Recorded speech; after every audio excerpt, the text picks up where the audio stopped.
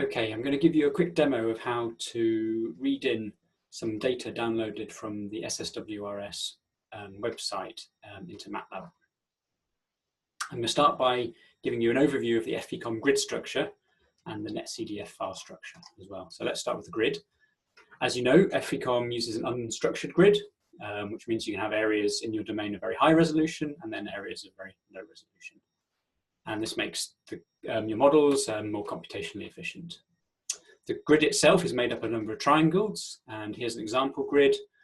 And each triangle has 3 vertices, which we call nodes, and the face of the triangles we call elements. And the crucial thing to remember here is that some variables are defined on the nodes, such as water elevation, temperature, and salinity, and other variables, such as currents, are defined on the face of the elements.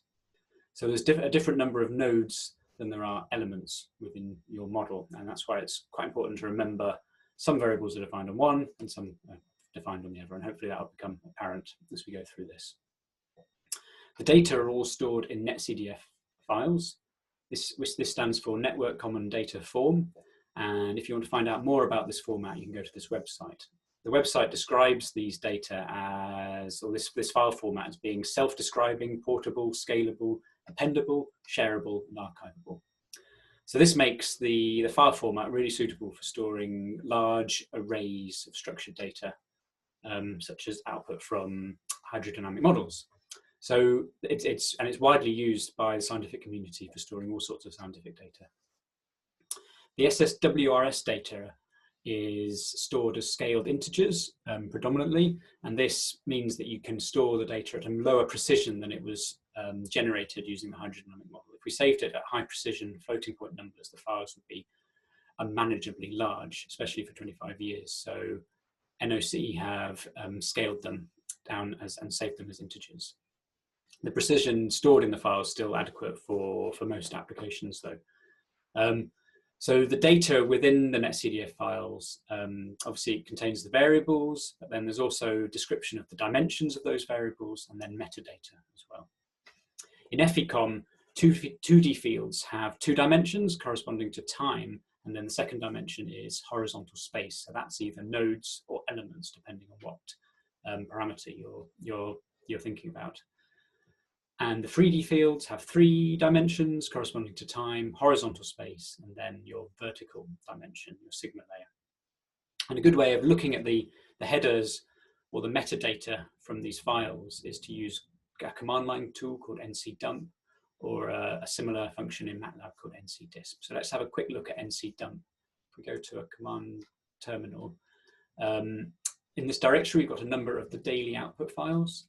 So if we just look at one of them by using ncdump, you can see a lot of metadata's been dumped to the screen. So let's have a look at the dimensions of the variables first. The first one here is time, and in this file it's currently got 10, corresponding to 10 daily mean averages that are stored in the file. We've then got, for example, NL and node, which are the number of elements and the nodes. And then, for example, we've got siglay and siglev, which is the sigma layers and sigma levels. And this file has 20 sigma layers. Okay, let's look at some of the variables. Here we've got H, which is the bathymetry. So for each variable, you've got a little bit of metadata here, including things like its name and the units. Okay, let's keep going. If we scroll down, we get to zeta, which is the water surface elevation. So this is a 2D array. So it's got 2 dimensions, time, and then node, which is the horizontal space. U and V are your 3D water velocities. So these have 3 dimensions, time, your vertical spatial component, the sigma layer, and then your NL. These U is defined on elements. So you've got your horizontal spatial dimension is NL. Okay, if we keep going, we'll find UA and VA, which are our depth average velocity fields. So these are 2D variables with time and then your horizontal spatial component NL. Okay, so now let's quickly move to Matlab. So I'm going to assume that most people are familiar a little bit with Matlab. You might have loaded it up and plotted some data. I'm going to use something called a live script to have a look at this this script that I've written, and so that we can just step through each bit in in slowly, and we can have a look at the output over here. Okay, so this first section here simply, and I'm going to spend, this script's going to look at the daily data, and then we'll do another one showing you the hourly data. So here we just define the file name, and we use NCDisp to display some metadata to the screen. So let's run that section. So here comes the output from NCDisp. It's much like the NCDump that we looked at in the command window. So now we're going to populate a Matlab structure called M with various variables, and we just use these high-level functions within Matlab called NCRead. And all you have to do is specify the file name and the variable you want to read in. So here we're just reading in latitude and longitude and the water depth, sorry, the bathymetry, to get a good feel for what the domain looks like. Okay, so let's run that section. I must say that I'm going to put this these scripts on our website so that you can have a play with them at your own time. Okay, so that's read in the data into your structure M, and if we just look at the contents of the M structure here, you can see it's got a number of variables in there. Okay, so now let's read in some more variables such as temperature. So if we do that, again we use the NCRead function. You now can see that the contents of this M structure has now got this variable called temperature as well, and it's a 3D variable with the first dimension here corresponding to the number of the nodes, 20 is the sigma layers, and then 10 is your 10 daily mean time steps. So let's make a figure now, and we're going to use this function called plot FECOM field, which is part of the Matlab FECOM toolbox, which you can download. Okay, so here we just give it 3 arguments. The first is the M structure. The second is the variable that you want to plot. So in this case, we're going to plot H, which is the bathymetry.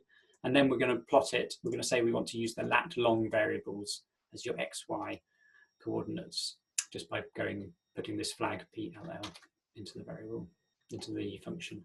So here we've got the bathymetry for the whole domain, and it ranges from somewhere close to 0 to approaching 3,000 meters. So now we can manipulate this figure a little bit by changing the color axis to just look at the bathymetry in more detail on the shelf, for example. And we can change the number of colors that we include in our color scale, and we can make a color bar, which we've already got anyway. So if we run that, you can see now the detail on the continental shelf. So now we're going to add just some labels to the figure to make it look pretty, just using standard Matlab commands. And we're also going to zoom into the west coast by using the axis command there. Okay. So now here we are on the west coast of Scotland. You can see the Outer Hebrides, Skye and Mull, Loch Linnhe.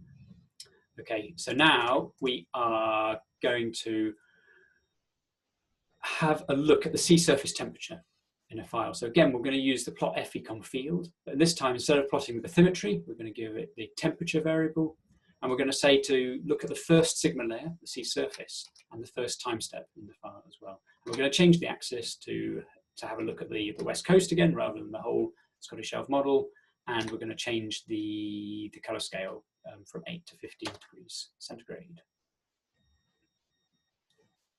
So there we go, there's the sea surface temperature. And now what I'm going to quickly show you is how to give the plot FECOM field a few more arguments so that you can have a look at both sea surface and sea bottom temperature in the same figure. So here we're going to use this extra argument into the function called FID so that you can let the function know what subplot you want to plot it into. And for each one, you can give them titles using these arguments here. And you can set the axis and the color limits as well. So so to look at the sea surface temperature, we're looking at the first sigma layer there for dimension 2.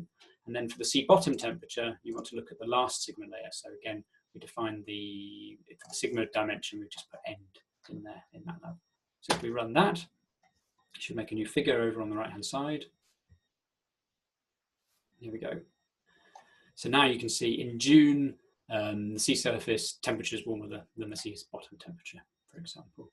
Okay, I was just going to add that.